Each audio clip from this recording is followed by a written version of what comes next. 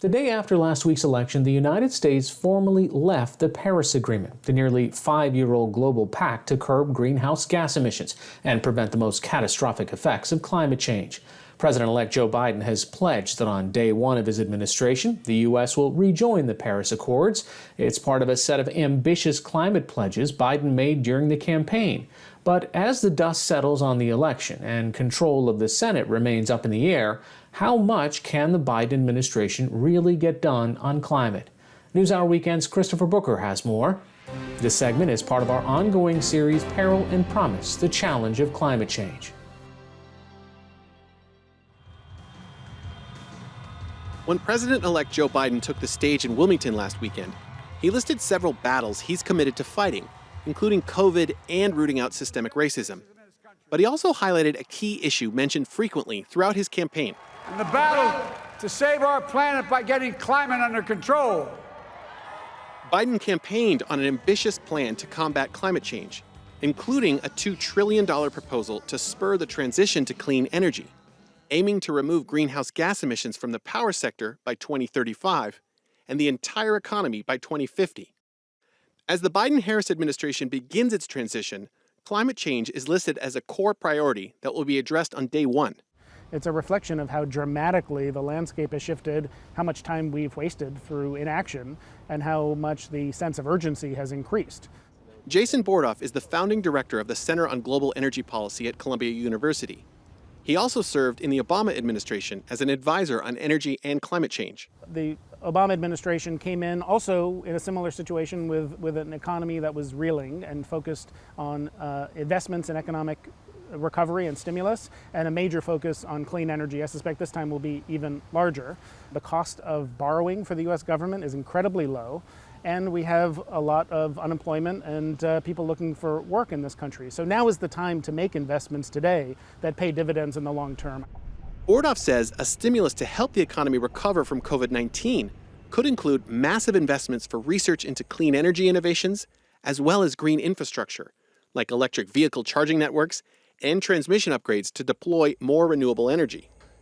But action on a stimulus, and much of Biden's climate change agenda, is dependent on working with Congress, the partisan makeup of which won't be determined until January's 2 Senate runoff elections in Georgia.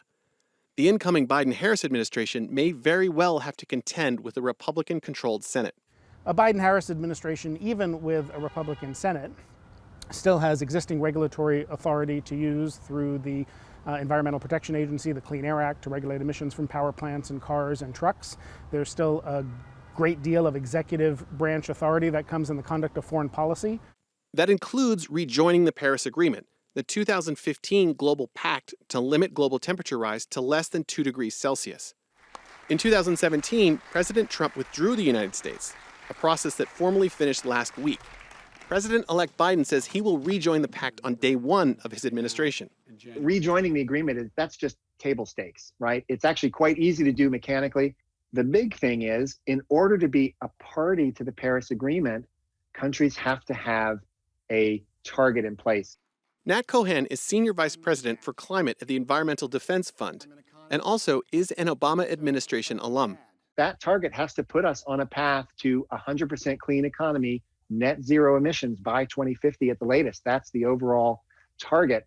And that means by 2030, we need to be 45 to 50% below 2005 levels of pollution across the economy. So that's a big lift. To be credible, the Biden administration needs to show it is working on all fronts, including with Congress, to get the policy changes that we need. Both Cohen and Bordoff say, given the political headwinds, the incoming Biden administration will need to think strategically about how to incorporate climate into all aspects of the executive branch.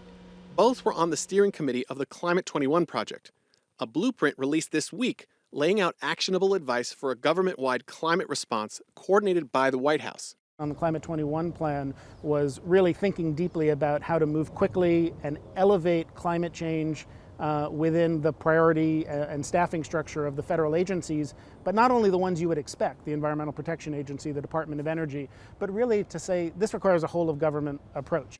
Nat Cohen helped draft the section on the State Department and argues climate is a topic where the U.S. can reassert its leadership after 4 years of the Trump administration pulling away from multilateral diplomacy.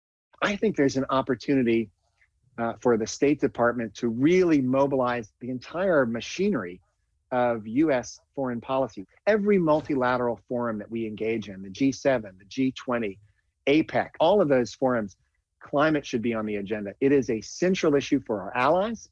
It's a top issue for them. It needs to be a top issue for the United States. And I think when we do that, we'll find that is the best way to reestablish American leadership and standing in the world. Biden's climate diplomacy has already started. He discussed tackling climate change with every world leader he's spoken to this week, according to readouts of the calls from the Biden-Harris transition. While greenhouse gas emissions, particularly in the energy sector, have fallen in the United States since 2005, the reduction is not enough to hit the benchmarks established by the Paris Agreement.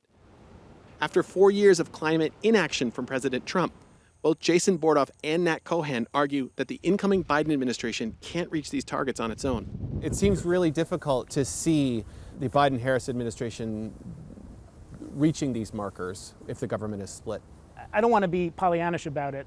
It would surely be easier to move with aggressive legislative action if you had Democrats in control of the Senate and the House. We don't exactly know how Leader McConnell will approach cooperation with the Biden administration, but his approach to the Obama administration is not encouraging. I think there are areas where Democrats and Republicans can work together on things like energy innovation and technology.